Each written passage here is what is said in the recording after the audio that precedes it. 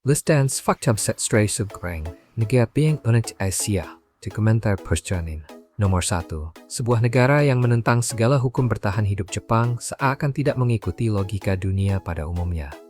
Ini adalah negara yang berdiri di salah satu wilayah geologis paling berbahaya di bumi, tempat 4 lempeng tektonik utama saling bertabrakan. Berada tepat di cincin api Pasifik, Jepang mengalami sekitar 1.500 gempa setiap tahun, rata-rata 4 getaran per hari. Yang membuat dunia terheran-heran bukan hanya seberapa sering bencana terjadi, tetapi bagaimana masyarakat meresponsnya. Bahkan saat gempa bermagnitudo 7, kehidupan tetap berlangsung tenang. Orang-orang mengantre, mengecek informasi resmi, lalu kembali ke rutinitas dengan kedisiplinan yang terasa nyaris tak masuk akal. Kondisi hidup di Jepang juga menantang banyak anggapan umum. Meski merupakan negara kepulauan dengan ribuan pulau, 97% dari lebih dari 123 juta penduduk Jepang tinggal hanya di 4 pulau utama. Pegunungan mendominasi sebagian besar wilayah, memaksa kota-kota tumbuh dengan kepadatan yang ekstrem. Di beberapa bagian Tokyo, kepadatan penduduk melampaui 20.000 orang per kilometer persegi, jauh lebih tinggi daripada New York. Di banyak negara, kepadatan seperti ini biasanya memicu kekacauan. Namun di Jepang, hal itu justru berjalan berdampingan dengan standar kebersihan, keamanan, dan ketertiban umum yang termasuk tertinggi di dunia. Membentang hampir 3.000 km dari utara ke selatan, sekitar setengah panjang Amerika Serikat, Kepulauan Jepang melintasi beberapa zona iklim. Dalam satu negara, kondisinya bisa berubah dari subarktik hingga subtropis, dan tidak ada lokasi yang berjarak lebih dari 150 km dari laut. Hal ini membuat Jepang, meski luas daratannya terbatas, memiliki salah satu zona ekonomi eksklusif terbesar di planet ini, menjadikannya kekuatan maritim yang jauh lebih besar daripada yang disadari kebanyakan orang. Semua ini menciptakan paradoks yang mencolok. Negara yang lahannya sempit, rawan gempa, berpenduduk menua, dan memiliki angka kelahiran rendah, tetapi tetap menjaga stabilitas, efisiensi, dan keamanan yang luar biasa, cukup untuk membuat Eropa dan Amerika Serikat pun kagum. Dan Neil Larichath bersabas tentang nenak Jepang. Nomor 2. Budaya aneh yang mengejutkan dunia di Jepang. Bahkan aturan-aturan kecil dalam kehidupan sehari-hari memperlihatkan sistem budaya yang sangat terstruktur. Bagi banyak pengunjung dari barat, tato hanyalah bentuk ekspresi diri. Namun di Jepang, tato irezumi yang menutupi tubuh sudah lama dikaitkan dengan yakuza, kelompok kriminal yang dulu menjadikannya simbol loyalitas dan identitas. Karena sejarah ini, lebih dari setengah pemandian air panas di Jepang masih melarang pengunjung bertato. Ini bukan semata-mata soal diskriminasi, melainkan soal praktik. Pemilik usaha sering sulit membedakan tato mode dengan tanda khas geng. Kontras budaya ini terasa semakin nyata di kereta bawah tanah Jepang. Pada jam sibuk, lebih dari 200 orang bisa berdesakan dalam satu gerbong. Tingkat kepadatan yang biasanya memicu bising dan kekacauan di kota seperti New York atau London. Namun di Jepang, hampir semua ponsel disetel ke mode senyap. Menelepon di transportasi umum dianggap sangat tidak sopan. Hasilnya adalah paradoks yang unik, berdesakan ekstrem tetapi nyaris hening total. Budaya layanan di Jepang juga sering mengejutkan, terutama soal memberi tip. Di banyak negara barat, memberi tip dianggap wajar bahkan diharapkan. Di Jepang, hal itu bisa dipandang sebagai penghinaan. Memberi tip bisa terkesan menyiratkan bahwa karyawan dibayar terlalu rendah, perusahaan tidak bertanggung jawab, atau pelayanan baik hanya ada karena tambahan uang. Dalam budaya Jepang, pelayanan yang prima adalah kewajiban profesional, bukan sesuatu yang perlu dibeli dengan hadiah. Bukan hal aneh jika staf berlari mengejar pelanggan hanya untuk mengembalikan uang yang mereka kira tertinggal tanpa sengaja. Bahkan urusan bertukar kartu nama pun memiliki bobot budaya yang besar.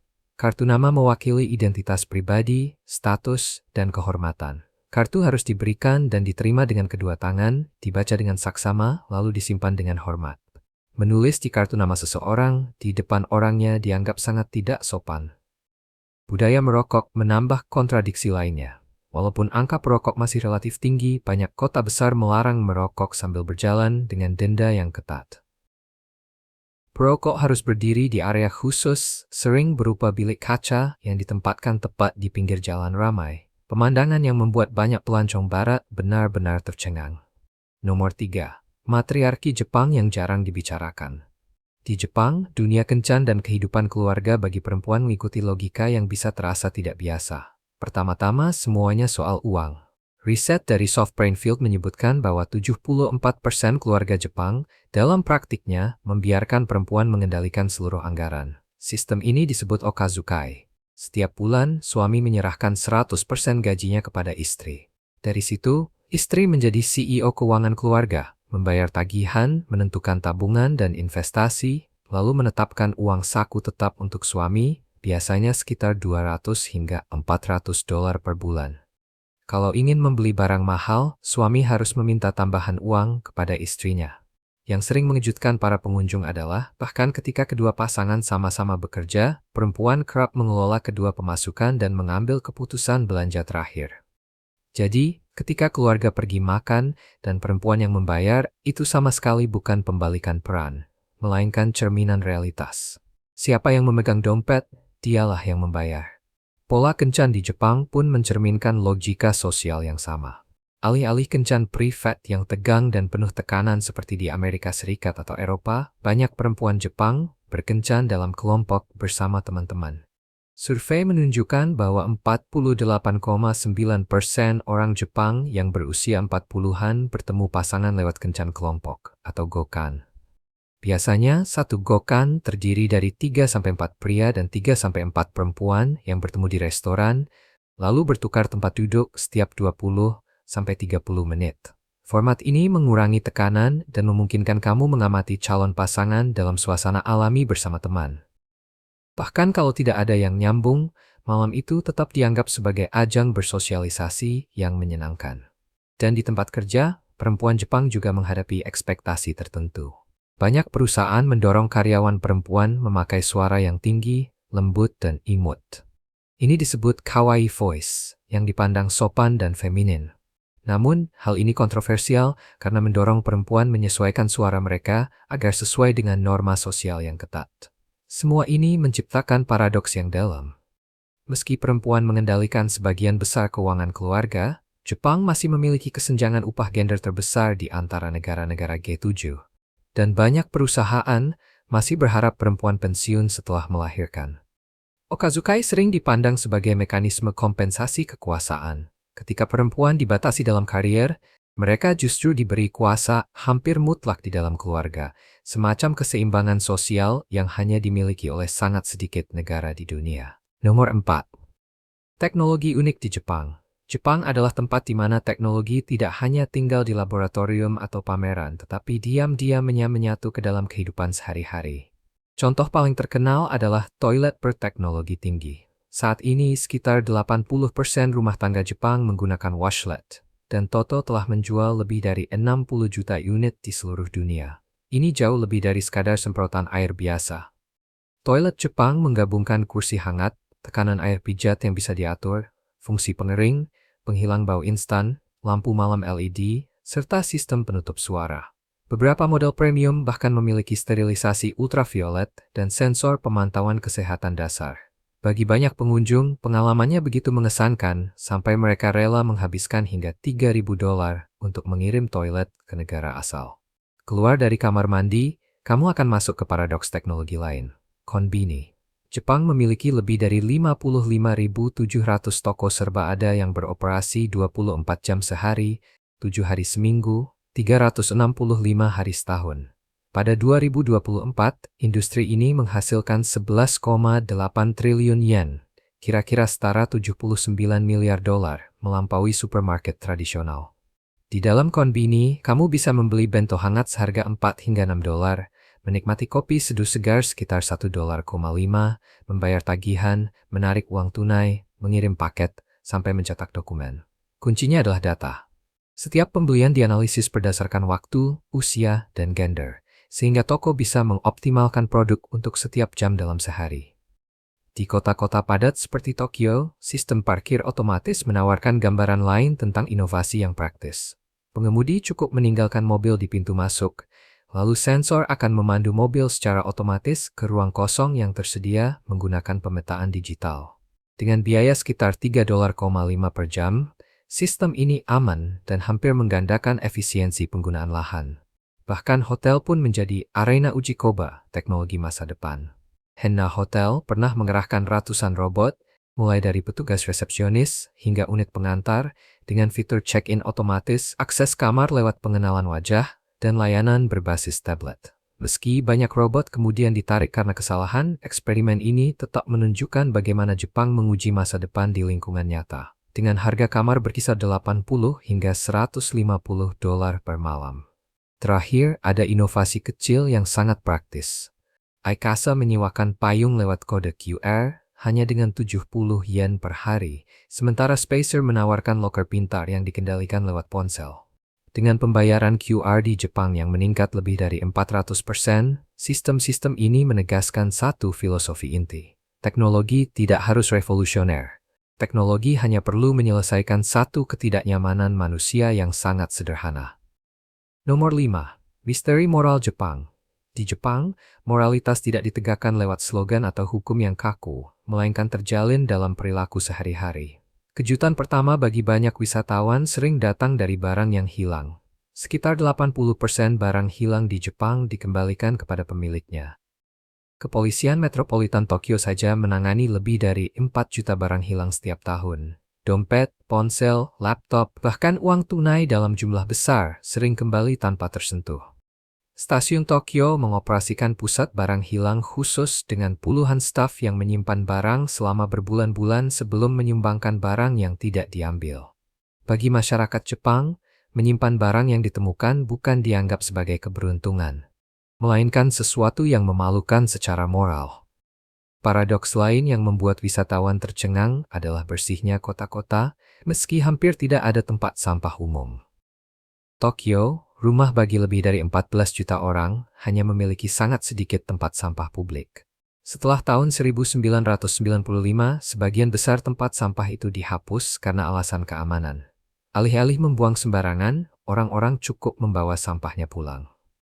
Sejak kecil, anak-anak diajarkan satu aturan sederhana. Sampahku adalah tanggung jawabku. Menghindari merepotkan orang lain adalah nilai inti, dan membuang sampah sembarangan dianggap memalukan. Gambaran para supporter sepak bola Jepang yang membersihkan stadion setelah pertandingan Piala Dunia mengejutkan media global dan dengan sempurna mencerminkan pola pikir ini.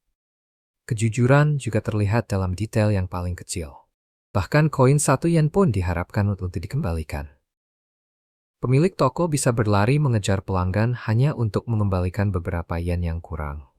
Sopir taksi kembali ke hotel untuk menyerahkan uang yang tertinggal.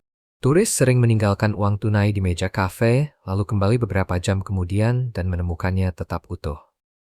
Di Jepang, ketelitian terikat pada kehormatan pribadi. Mengambil sesuatu yang bukan milikmu dianggap merusak karakter diri. Disiplin diri yang sama ini menjelaskan mengapa budaya antre Jepang membuat banyak orang barat takjub.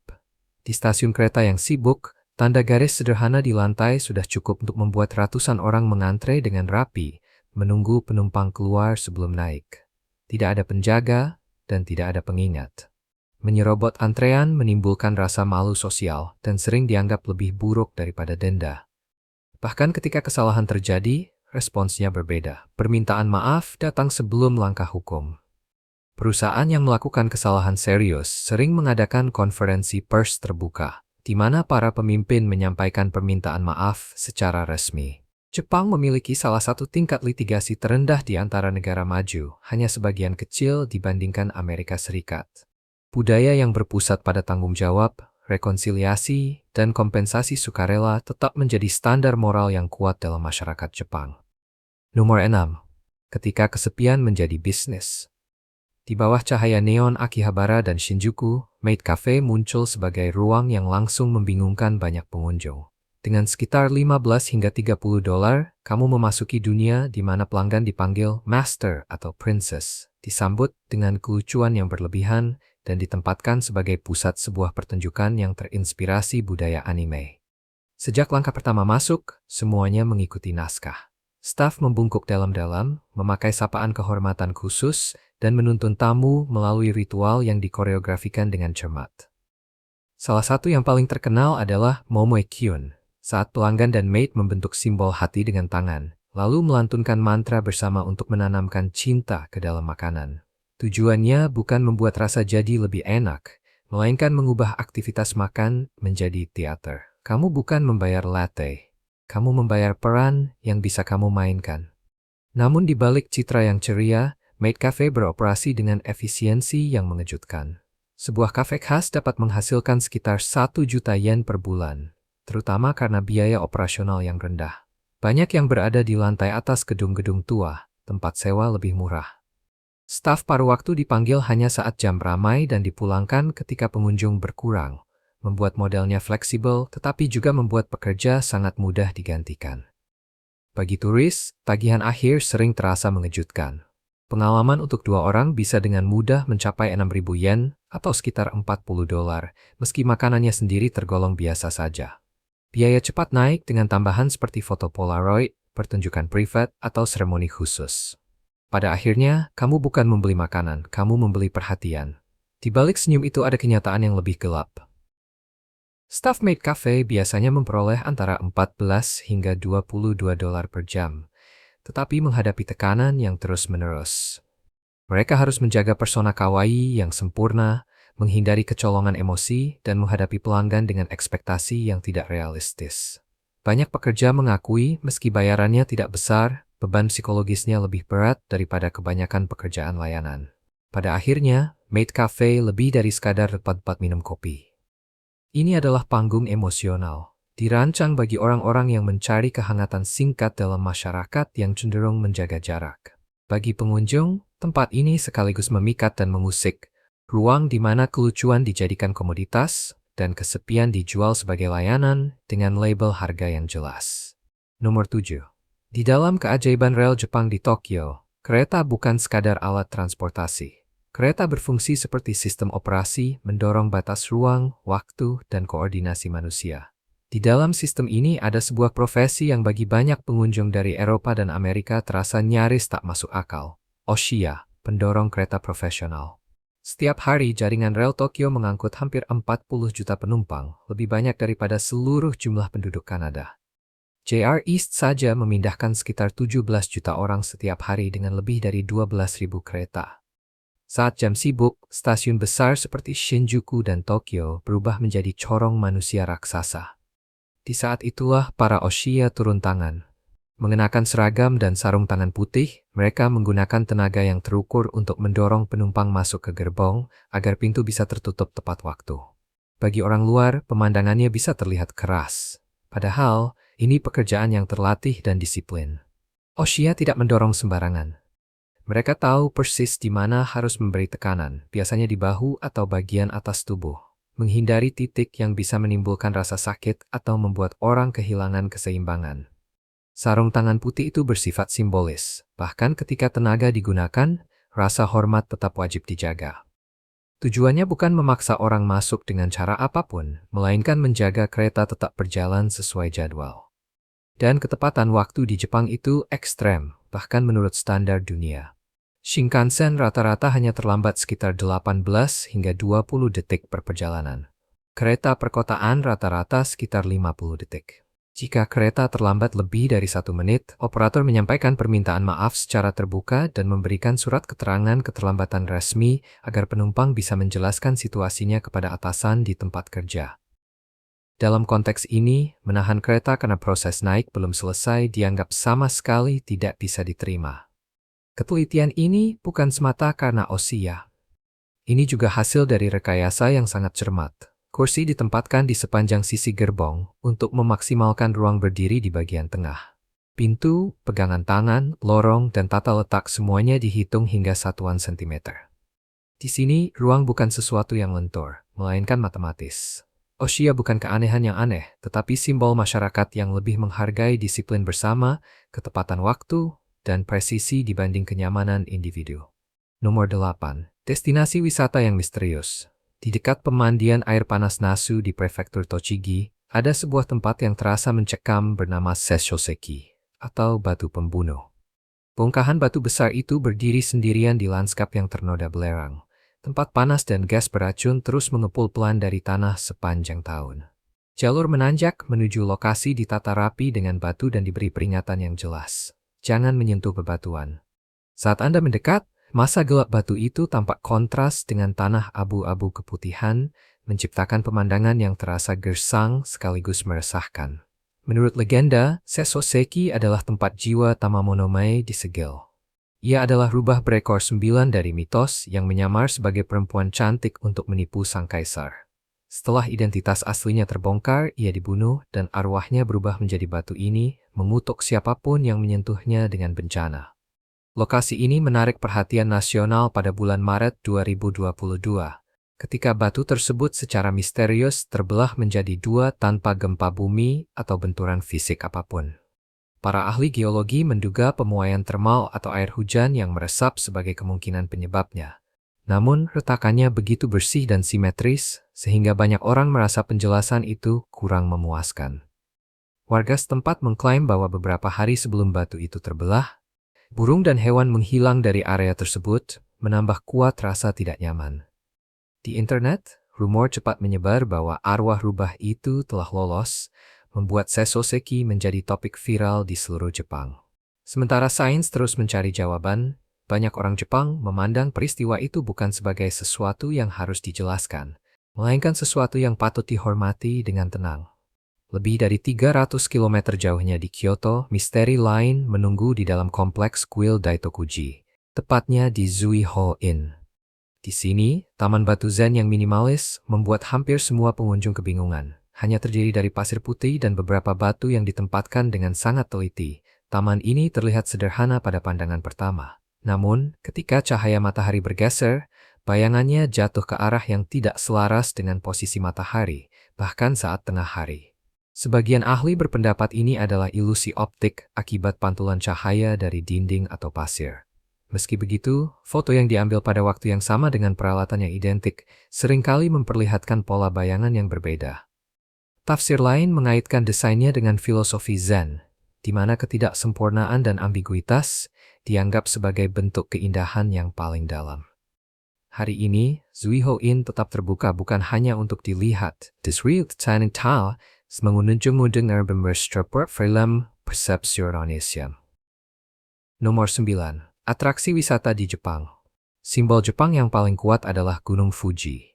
Menjulang setinggi 3076 meter, gunung ini bukan hanya puncak tertinggi di negara itu, tetapi juga salah satu gunung berapi paling simetris sempurna di bumi. Saat matahari terbit, cahaya menyentuh puncak bersalju, menciptakan goraiko, momen sakral dalam budaya Jepang.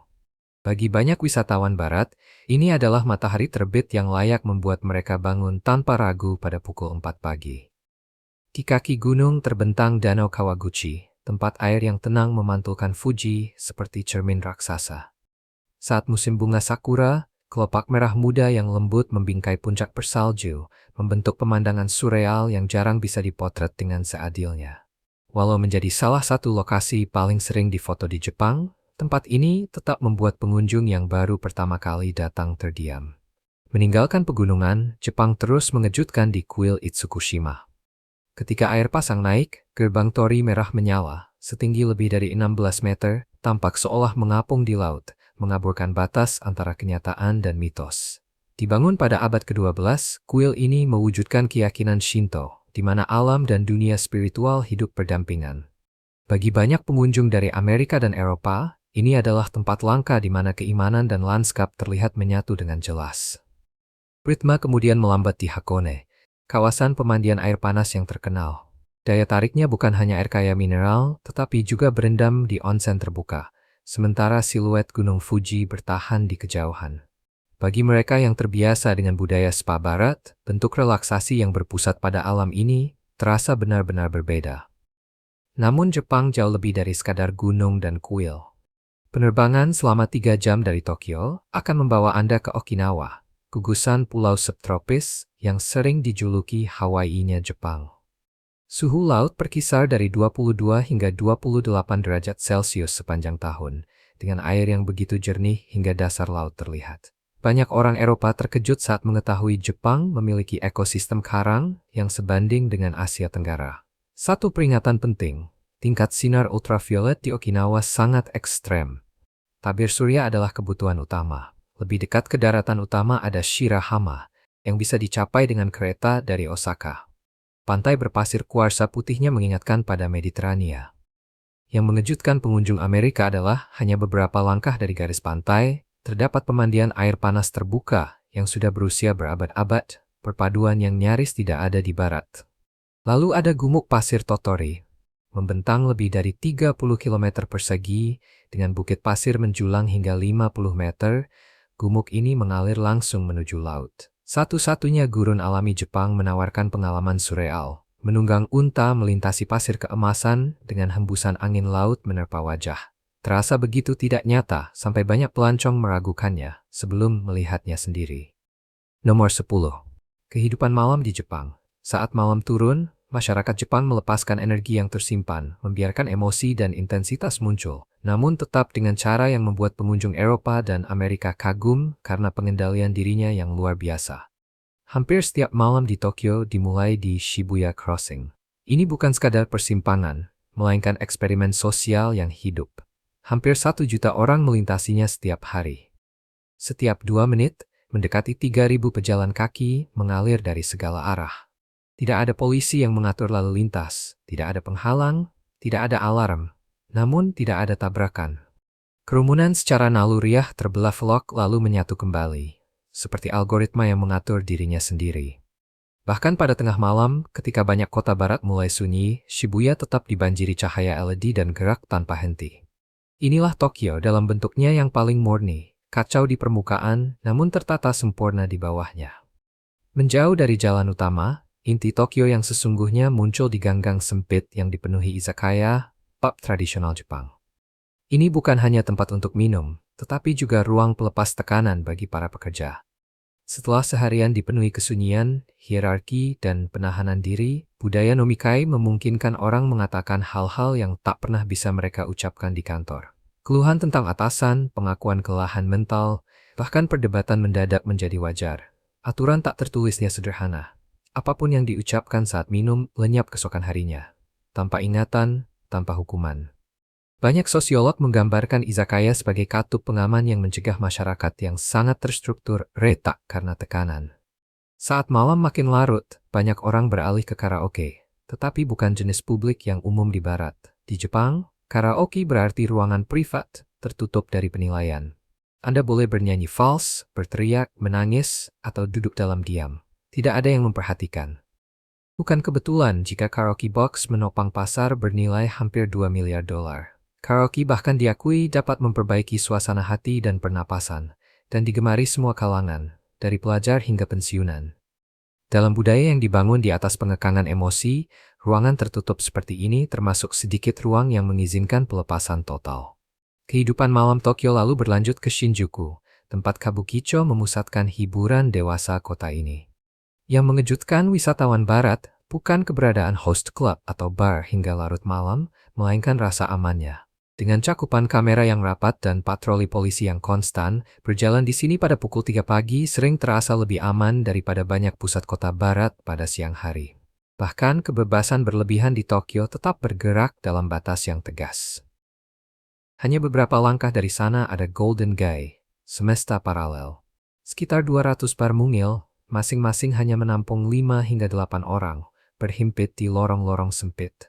Lahir dari pasar gelap setelah Perang Dunia Kedua, kawasan ini nyaris tidak berubah selama lebih dari 70 tahun.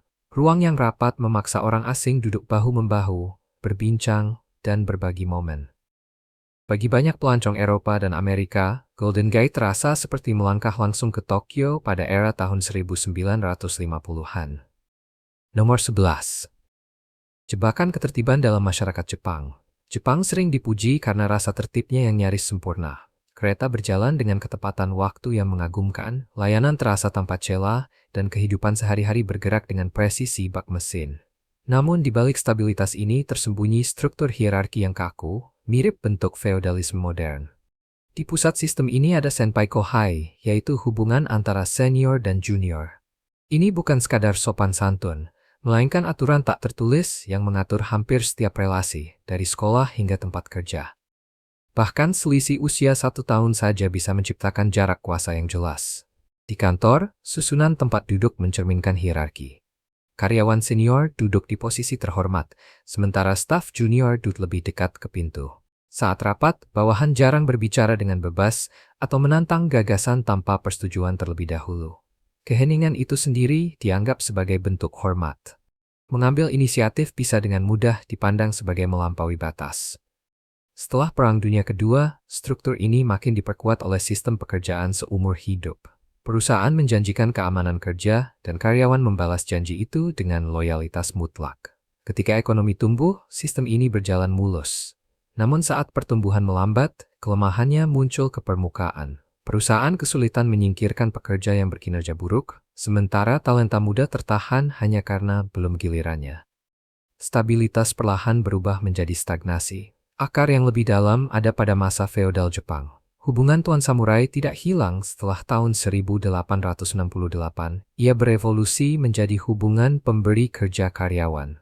Konsep seperti giri, kewajiban, dan budi baik masih sangat mendominasi. Bekerja berarti berutang budi, dan membayar utang itu dengan seluruh perjalanan karier sering dianggap tak terhindarkan. Bagi orang Barat, pola pikir ini terasa asing. Bagi banyak orang Jepang, ini adalah kewajiban moral. Akibatnya, mobilitas sosial semakin terbatas. Walau pergerakan naik status berkembang pesat setelah perang, sejak dekade 1990-an, jalur menuju kelas menengah atas menjadi kaku. Latar belakang keluarga kini lebih berperan dibanding kemampuan pribadi. Terlahir dalam keluarga kaya membuat posisi tinggi jauh lebih mudah diraih. Mereka yang lahir dalam kemiskinan menghadapi hambatan yang sangat besar. Paradoks lainnya, usia itu sendiri dianggap setara dengan otoritas. Pekerja muda yang berbakat tidak bisa melampaui seniornya, bahkan ketika jelas lebih mampu. Dalam beberapa kasus, karyawan yang lebih tua yang bergabung ke perusahaan lebih belakangan tetap harus menggunakan bahasa kehormatan kepada rekan yang lebih muda karena masa kerjanya lebih pendek. Dua hierarki, usia dan masa kerja berjalan bersamaan, dan keduanya nyaris tidak bisa ditembus. Nomor 12. Festival paling indah di Jepang. Musim festival di Jepang sering dimulai dengan hanami, tetapi hanami lebih dari sekadar melihat bunga. Ketika sakura bermekaran, seluruh negeri seolah melambat untuk menyaksikan keindahan yang hanya bertahan beberapa hari singkat. Taman, tepi sungai, dan kawasan permukiman berubah menjadi ruang bersama, tempat orang berkumpul, makan, mengobrol, dan menerima rapuhnya waktu. Saat musim panas tiba, iramanya bergeser ke Gion Matsuri. Di Kyoto, festival ini mengubah kota tua menjadi panggung sejarah yang hidup. Kereta hias kayu raksasa setinggi puluhan meter dan berbobot hingga 12 ton bergerak perlahan melewati jalanan. Yang membuat pengunjung terperangah adalah nilai budayanya. Karpet Persia, sutra Tiongkok, dan tekstil Eropa dari abad ke-16 dipamerkan terbuka. Ini bukan properti panggung, melainkan museum bergerak, yang secara resmi diakui sebagai properti budaya penting dan warisan UNESCO. Di utara, Festival Aomori Nebuta menghadirkan karakter yang sama sekali berbeda. Setiap tahun, sekitar 3 juta wisatawan berkumpul untuk melihat lentera raksasa setinggi 5 meter dan sepanjang 9 meter, menyala terang di malam hari. Setiap nebuta membutuhkan waktu 3 bulan dan ratusan orang untuk membuatnya. Pada malam terakhir, lentera-lentera itu dilepas ke laut dengan kembang api, melambangkan pemurnian dan harapan akan umur panjang. Bagi pengunjung barat, pemandangan ini terasa tak nyata, namun semuanya benar-benar nyata. Di Tokushima, Awa Odori menghapus batas antara penonton dan penampil. Sekitar 300.000 penari dan 1,3 juta penonton memenuhi jalanan. Siapapun boleh menari. Ungkapan, tidak menari itu bodoh, menari juga bodoh. Jadi menarilah saja, mencerminkan rasa kebebasan yang langka dalam masyarakat yang dikenal disiplin. Sisi spiritual festival Jepang terlihat paling jelas dalam Nachi no Himatsuri. 12 obor raksasa, masing-masing berbobot sekitar 50 kg, menyala sepanjang malam, melambangkan 12 dewa dan 12 bulan. Api memurnikan jalur menuju air terjun Nachi, tempat yang dipuja sebagai dewa yang hidup. Ini bukan lagi hiburan, melainkan ritual kuno yang masih mempertahankan kekuatan aslinya. Selama musim obon, suasana menjadi hening dengan Toro Nagashi. Ribuan lentera mengalir di sungai, masing-masing membawa pesan perpisahan untuk arwah leluhur. Cahaya kecil yang memantul di air gelap menciptakan pemandangan yang indah sekaligus muram, sering menggetarkan pengunjung barat yang melihat bagaimana orang Jepang memandang kematian sebagai sebuah peralihan, bukan akhir. Nomor 13. Tradisi kuliner yang berkelas dan unik. Sashimi tidak menggunakan saus yang kaya dan tidak memakai lapisan bumbu yang rumit. Kualitasnya sepenuhnya bergantung pada dua hal, kesegaran ikan dan keterampilan sang koki. Sepotong salmon atau tuna yang diiris sempurna akan terasa melebur di lidah, meninggalkan rasa manis yang bersih dan hampir tak perlu dijelaskan. Bagi banyak wisatawan barat yang terbiasa dengan makanan berbumbu kuat, kesederhanaan ini terasa mengejutkan. Di Jepang, ketika bahan-bahannya sudah sempurna, menambahkan apapun lagi dianggap tidak perlu. Namun, jiwa sejati masakan Jepang tidak selalu terlihat. Ia hadir dalam dashi, yang diam-diam menjadi penopang sebagian besar hidangan Jepang. Dashi tradisional hanya membutuhkan dua bahan, kombu, rumput laut kering, dan katsuobushi, serutan ikan tuna kering. Kombu mengandung glutamat alami, sementara katsuobushi memberikan inoshinata. Jika dipadukan dengan tepat, keduanya menciptakan sinergi kuat yang mempertegas umami. Kuncinya adalah suhu. Kombu tidak boleh direbus karena rasa manisnya akan berubah menjadi pahit. Ini bukan sekadar intuisi, melainkan sains yang presisi, tersembunyi di dalam tradisi kuliner. Melalui dashi, dunia mulai memahami sebuah konsep yang kemudian mengubah ilmu tentang rasa. Pada tahun 1908, Dr. Kikuna Ikeda mengidentifikasi umami saat memakan tahu dalam kuah kombu, lalu menamakannya rasa lezat. Baru pada tahun 1980-an, umami diakui secara resmi di seluruh dunia sebagai rasa dasar kelima. Yang membuat banyak pelancong barat tercengang adalah, orang Jepang sudah menguasai rasa ini berabad-abad sebelum sains mampu menjelaskan mengapa itu bekerja. Dari fondasi dashi dan umami, lahirlah hidangan sederhana yang kemudian mendunia. Ramen. Lahir setelah Perang Dunia Kedua sebagai makanan penghibur yang terjangkau, ramen autentik justru menuntut kesabaran luar biasa. Kaldu tonkotsu tradisional direbus perlahan selama 12 hingga 24 jam untuk membangun kedalaman rasa dan kekayaan teksturnya. Panci presto memang bisa menghemat waktu, tetapi tidak akan pernah menghasilkan rasa yang sama. Di Jepang, makanan yang terlihat paling sederhana seringkali justru yang paling sulit dibuat. Ini mencerminkan filosofi Kanso, di mana kesederhanaan adalah hal yang esensial. Sashimi tidak dibuat rumit karena para koki tidak diizinkan menyembunyikan kesalahan. Peran mereka bukan untuk membuat makanan terasa lebih enak, melainkan untuk tidak merusak apa yang sudah sempurna. Minimalisme yang disiplin inilah yang membuat kuliner Jepang terasa begitu tenang, namun memberi kejutan. Raised Smart Dumar Paincong. Nomor 14. Biaya hidup di Jepang. Jepang tidak mahal secara berlebihan. Bahkan, Jepang adalah salah satu dari sedikit negara di mana harga yang Anda bayar biasanya sepadan dengan kualitas yang Anda terima. Yang paling drastis mengubah persepsi global adalah yen yang melemah, terlemah dalam hampir 30 tahun.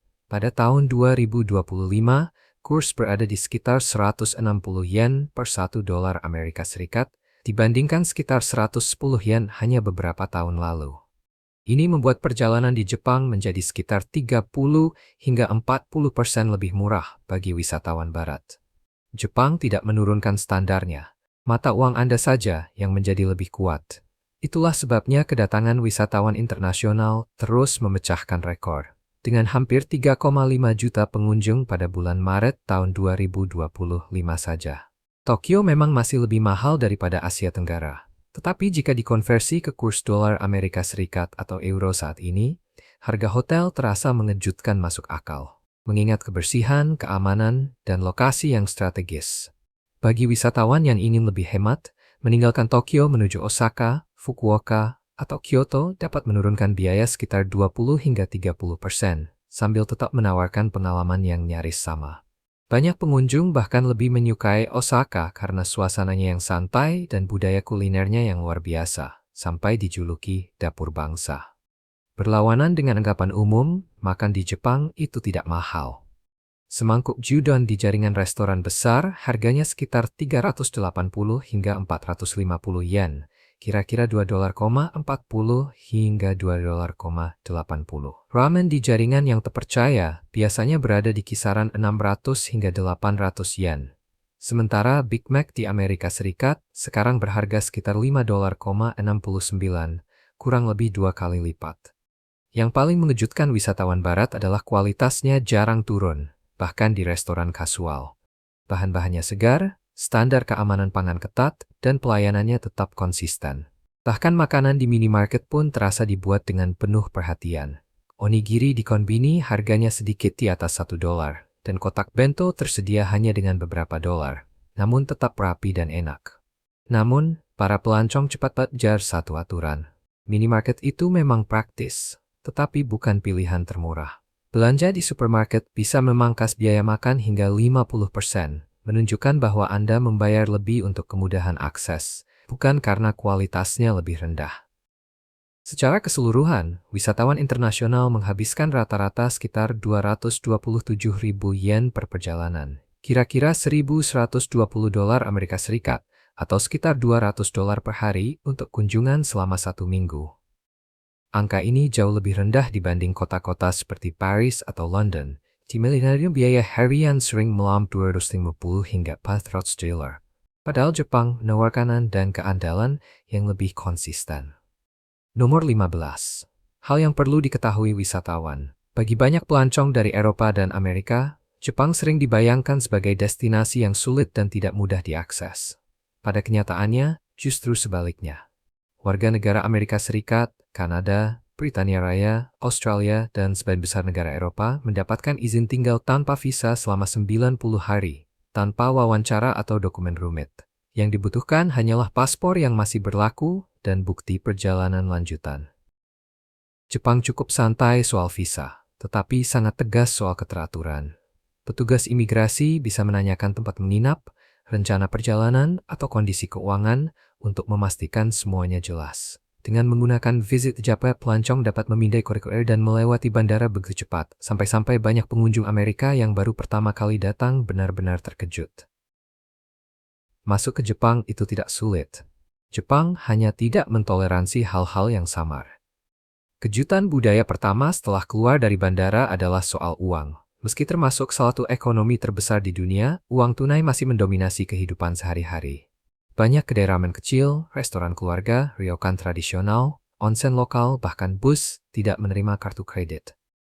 Bagi pelancong yang terbiasa bayar tinggal tempel, membawa setumpuk tebal yen bisa terasa ketinggalan zaman. ATM internasional tidak ada di mana-mana, dan banyak yang tutup pada malam hari, terutama di luar kota-kota besar. Sangat umum menemukan restoran populer dengan antrean panjang yang hanya menerima uang tunai dan mengharuskan pelanggan membeli kupon makan dari mesin penjual otomatis di pintu masuk. Kejutan berikutnya datang dari stasiun kereta di Jepang. Tempat seperti Shinjuku, Shibuya, dan stasiun Tokyo bukan lagi sekadar pusat transit, melainkan kota bawah tanah bertingkat. Satu stasiun saja bisa memiliki lebih dari 10 jalur kereta, ratusan pintu keluar, pusat perbelanjaan, dan hotel yang bertumpuk dalam satu area. Pengunjung dari barat sering kaget ketika tahu bahwa keluar lewat gerbang yang salah bisa menempatkan mereka di lingkungan yang sepenuhnya berbeda. Di Jepang, mengetahui pintu keluar yang benar sama pentingnya dengan tiba di stasiun yang benar. Dan sekadar keluar dari stasiun bisa menambah 15 menit lagi pada perjalanan Anda. Penyesuaian terakhir bagi banyak pelancong adalah soal sampah. Jepang menerapkan pemilahan sampah yang ketat berdasarkan kategori dan hari pengambilan. Di Airbnb atau homestay, sampah yang tidak dipilah dengan benar bisa dikembalikan ke depan pintu Anda. Tempat sampah umum jarang, jadi pengunjung sering membawa sampah mereka seharian, lalu memilahnya dengan benar belakangan. Bagi wisatawan barat, ini mungkin terasa berlebihan. Namun di Jepang, sampah dianggap sebagai tanggung jawab pribadi, bukan tanggung jawab publik. Saya harap kamu menikmati video hari ini. Jika iya, jangan lupa klik tombol suka dan berlangganan channel ini agar tidak ketinggalan video-video seru berikutnya. Dukunganmu membantu kami terus membuat konten yang lebih baik lagi. Pastikan kamu menonton video berikutnya yang muncul di layar. Saya yakin kamu akan menyukainya. Jangan lupa tinggalkan komentar tentang negara mana yang ingin kamu lihat kami jelajahi selanjutnya. Terima kasih banyak sudah menonton, dan sampai jumpa di video berikutnya.